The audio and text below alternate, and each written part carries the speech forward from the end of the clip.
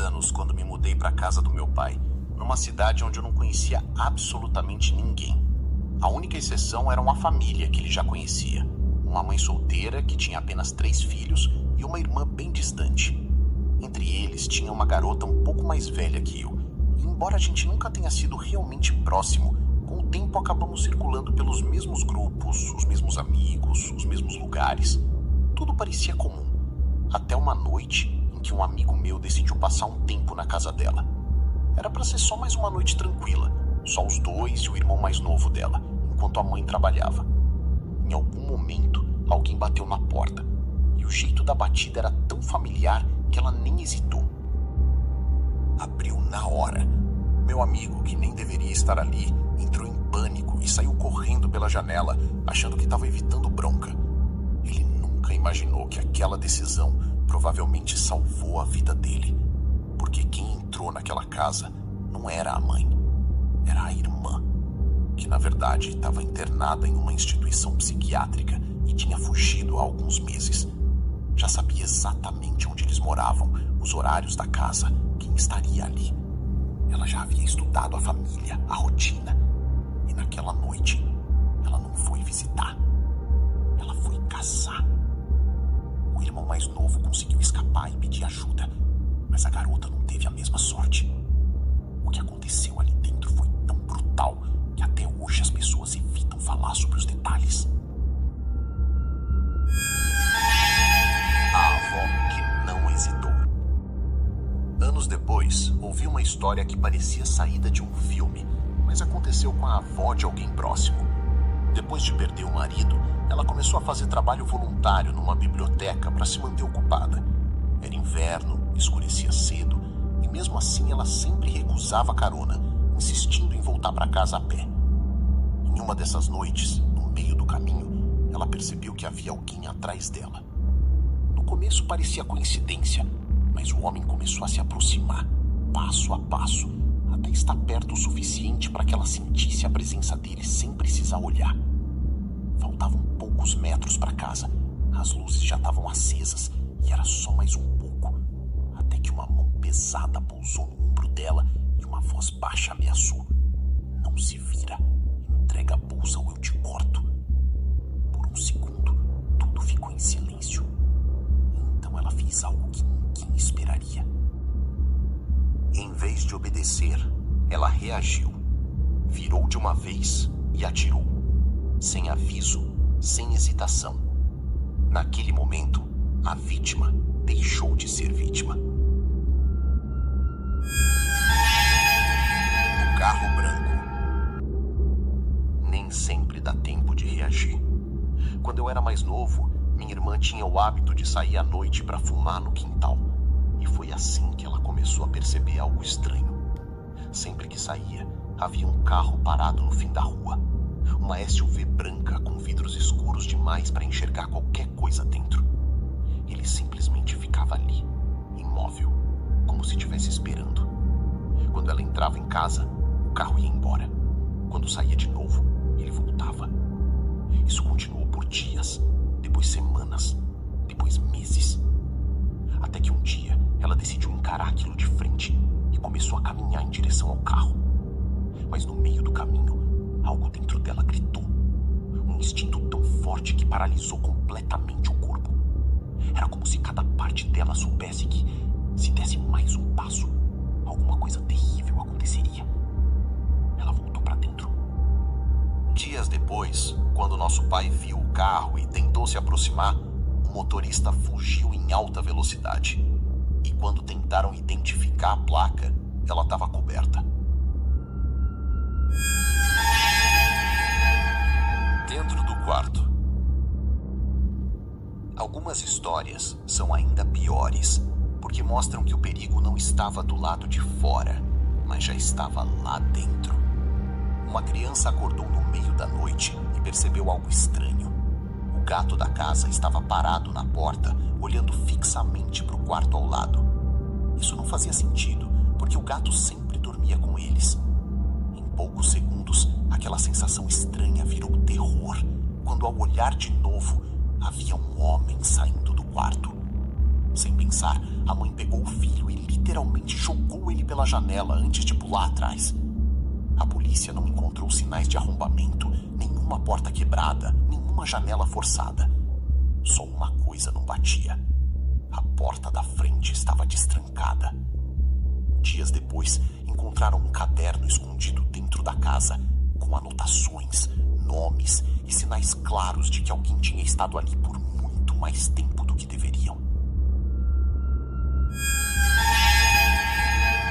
Debaixo da cama. Se esse último relato já pareceu perturbador, tem algo ainda mais inquietante. Uma jovem professora que morava sozinha deixou um aluno dormir no apartamento por pena, já que era tarde demais para ele voltar para casa. No meio da madrugada, o garoto acordou ela insistindo para saírem para comer. Ela achou estranho, tentou recusar, mas ele insistiu tanto que ela acabou cedendo. Assim que saíram do prédio, ele revelou a verdade. Não estava com fome. Ele só precisava que ela saísse de lá, porque tinha visto alguém escondido embaixo da cama. Depois, a polícia descobriu que um homem estava vivendo dentro do apartamento há semanas, se escondendo e observando sem nunca ser notado.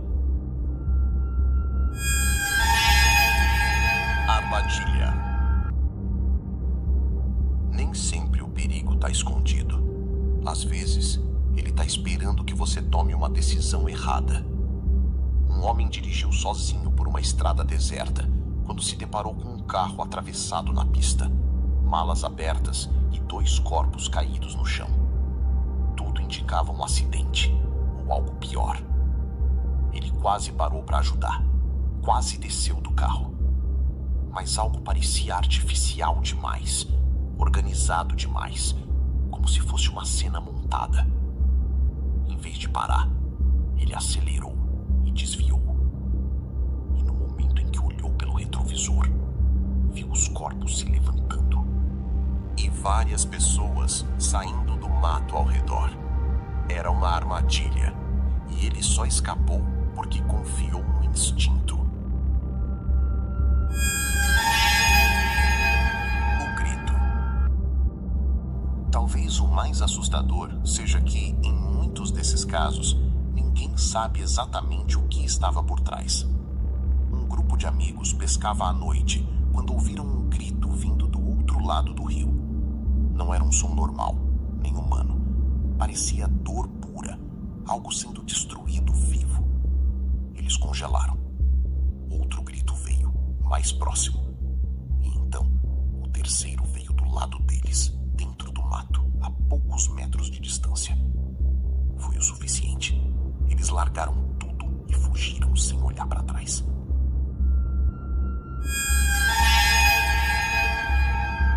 O vizinho. O cara ao lado da minha casa era estranho, obcecado por violência e interessado demais na minha filha. Um dia, ele desapareceu e os pais dele me ligaram. Disseram que viram alguém andando na minha casa, mas eu estava dormindo. Quando olhei, a luz do quarto da minha filha estava acesa e tinha alguém lá dentro. A polícia entrou e encontrou ele, escondido, observando, esperando.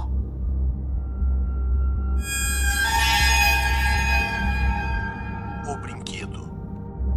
Eu devia ter uns 6 anos e tinha um daqueles brinquedos que falam, um ursinho.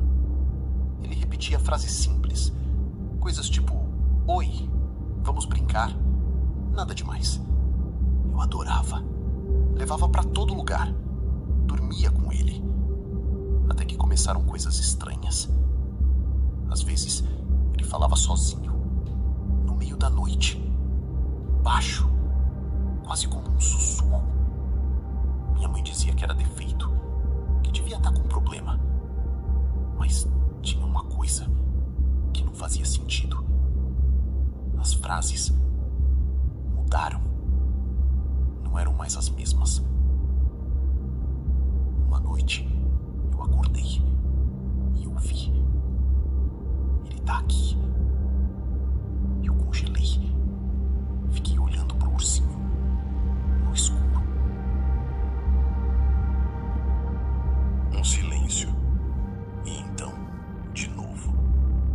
mais baixo. Ele está olhando para você. Eu puxei o cobertor até a cabeça. Fingi que estava dormindo. Não tive coragem de me mexer. Na manhã seguinte, contei para minha mãe.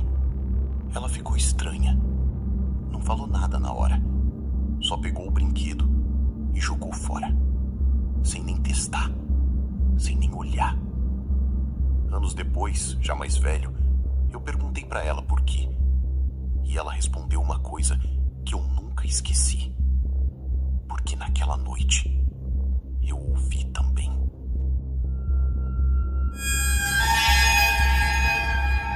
A ligação. E no fim, a história mais simples pode ser a mais perturbadora. Um garoto esqueceu o celular em casa e ligou para ele só para confirmar. Alguém atendeu, mas não disse nada. Horas depois, ele descobriu que não havia ninguém em casa naquele momento. E quando essa ficha caiu, ele pegou a porta dos fundos se abrindo. Às vezes, o terror não precisa aparecer. Ele só precisa estar ali. Porque a verdade é uma só. A maioria das pessoas passa a vida achando que o perigo tá lá fora, na escuridão, no desconhecido. Mas essas histórias mostram algo muito pior. Às vezes, o que você deveria mais temer já tá dentro de sua casa.